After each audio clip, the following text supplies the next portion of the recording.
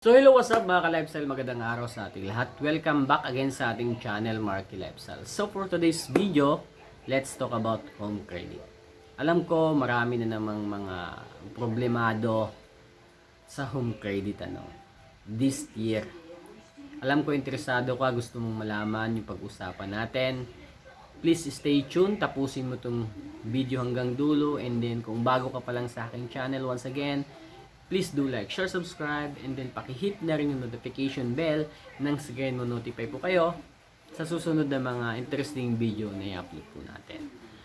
So, let's proceed. So, alam nyo ba mga ka-lifestyle, honestly speaking, wala pa talaga akong bad experience na pwedeng i-share sa inyo sa home credit. Pero since yung relative ko is nagka-problema sa home credit, tinanong ko, shinare niya naman kung ano yung mga ginagawa sa kanya ng mga agent or yung mga field collector na bumibisita sa kanya, isi-share ko sa inyo this time. Honestly speaking, wala talaga akong mga bad experience sa home credit. Kasi as of now, meron pa akong mga item or product na gustong magkaroon or bilhin na hindi ko kayang bilhin agad kasi sa sobrang mahal. Pero sa pamamagitan ni home credit, yung mga gusto kong bagay is nakakamit ko naman ng paunti-unti, no? Sa tagal-tagal na po ng home credit dito sa Pilipinas, mga ka-lifestyle. So far, upon searching sa lahat ng social media platform, is wala pa talaga akong nabalitaan na patunayan na nakulong. Pero it doesn't mean, mga ka-lifestyle, na maglo-loan na tayo sa home credit hindi natin babayaran, no? Actually, si home credit is natulpo na dati, Then nagbigay na rin ng mga statement yung mga field collector kung bakit merong ibang mga field collector, mga bastos, pero hindi naman lahat, Unlike sa ibang mga provinces, sa ibang lugar na yung mga field collector is masasama talaga yung galing. Dito sa amin, maayos po yung pakikitungo as of now, So yung relative ko nagka-problema sa home credit, Ilang months na po siyang nagjuju is hindi niya talaga nababayaran. So here comes the field collector, nagpunta sa kanya pinagtatrabahuan. Medyo yun nga lang, napahiya daw siya kasi nabanggit daw kasi ng field collector during sa paghanap sa kanya na kausap ng field collector yung katrabaho niya, which is yun, sinabi ng field collector na meron siyang dalawang product na loan na hindi pa nababayaran ng ilang months. So in that case, medyo napahiya talaga siya, nainsulto talaga siya, Yun talaga din kasi yung mali ng mga field collector, Dapat hanapin na lang, wag nang magbigay ng kung ano man yung mga na loan, Kung ano man yung kung sino may nagtatanong, wag na lang ididma na lang, kumbaga, Yun talaga yung pinakamali talaga ng ibang field collector, Yun, nakapag-usap naman sila ng maayos, and then sabi ng field collector sa kanya, magbabayad, kung kailan siya magbayad pa rin po talaga siya doon sa main account niya or sa account number niya, wala namang binigay na total balance kung magkano na lang yung, kasi actually yung mga field collector nag-update lang yan sa kanilang mga kliyente kung ano nang nangyari, ina-update lang kung yung address na binigay nyo is totoo ba, yung pinagtatrabaho nyo totoo ba, pupuntahan whether you like it or not, mga ka-lifestyle, yung mga address na nakadeclare sa information na hiningi ng home credit during application nyo, pupuntahan po nila yan. Maliban dun sa mga contacts na binigay nyo, of course, pupuntahan nila yung mga address na pinagtatrabahoan nyo, then yung address na tinitiran nyo, pupuntahan po nila yan.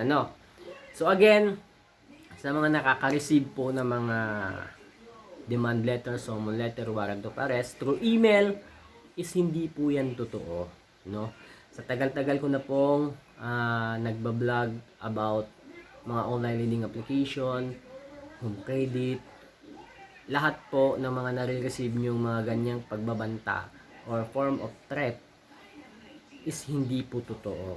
Wala pong nakukulong sa utang, And then pag nakapag-loan kayo sa home credit ng mga product is hindi na po pala natin pwedeng isole yung product na niloan natin, no? Pero meron akong nabasang isang comment na nagbibigay sila ng discount. Legit po na nagbibigay, na naki-credit po talaga, no, yung binibigay nilang mga discount, no. Halimbawa, yung principal amount na lang ipapabayad sa'yo, legit po yan. Pero mas maganda kung nakikipag-negotiate ka sa field collector kesa sa mga agent na true call lang, no? Kasi makikita mo talaga personal. And then, wag po tayong matakot sa home credit if bibisitahin tayo, no? Kasi unang-una, trabaho po nila yan para mag-update lang po kung bakit hindi na tayo nakakapagbayad, then para meron din silang mai-report sa kumpanya nila na pinagtatrabahuan. No, wag po tayong matakot sa mga home credit collector or field collector. And then, karamihan din ng mga field collector, mga ka-lifestyle, is taga din, taga dyan din sa inyo, sa lugar nyo. That's why, kahit saan kayong sulok ng Pilipinas, lugar, is alam ng field collector yan. Pupuntahan po kayo niyan. Especially yung mga pinagtatrabahuan nyo, as much as possible, mga ka-lifestyle, dapat iwasan nyo na lang ilagay, or kung ilagay yung pinagtatrabahuan niya, kasi baka mapahiya din kayo gaya ng relative ko. Pero okay lang naman yan, ano, kasi totoo din naman kasi na hindi na siya nakakabayad. Nag-update lang. Yung, ang mali lang talaga ng field collector, nagbigay siya ng information dun sa nagtanong. Yun lang talaga. Pero, okay lang po yan, ano. Kasi, actually, yung home credit po talaga, para sa akin, malaki talaga yung naitulong, no? Kasi yung mga product, item, gadgets na pangarap ko lang noon, na sa home credit ko natutupad, nakukuha, no? Yun nga lang talaga, meron time talaga na hindi inasa, nagkakaproblema tayo, no?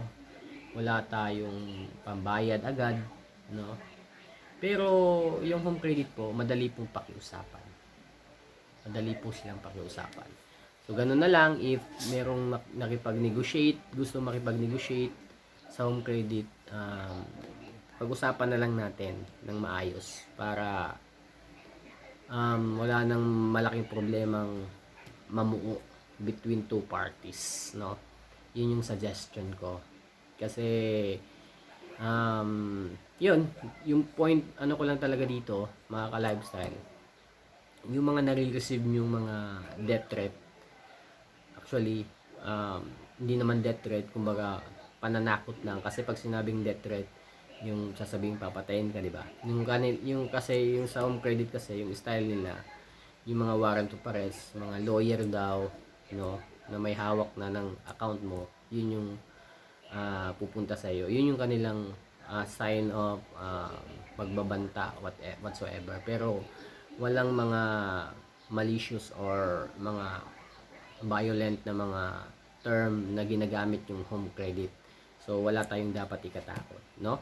Pero yun nga sabi ko, sa tagal-tagal na nagsimula nitong home credit, so far talaga wala talaga akong nabalitaan totally na ipinabarangay, nakulong, no? Meron akong mga nabalitaan, mga konting mga yung mga pag-uusap lang na hindi masyadong maganda. Pero most of the time, again, puro mga good experience yung nababasa ko, no? Again, kung mayroon ka pa problema sa home credit na hindi ka na nakababayad, ilang months ka nang due, ilang years ka na, no? Pwede kang makipag-usap, pwede kang makipag-negotiate sa field collector. Huwag po kayong matakot sa field collector, once again, ano? Kasi hindi kayo niyan aanuhin. Magpaparemind lang yan, mga ngamusta lang yan. Yun yung kanilang trabaho.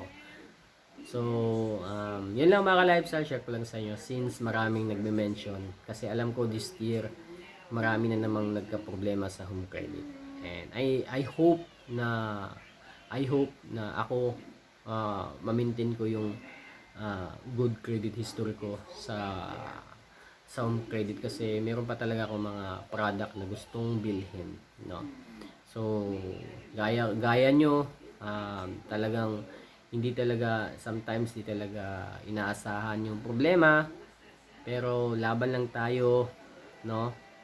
Laban lang tayo sa buhay. So, yun lang mga ka-lifestyle. Peace.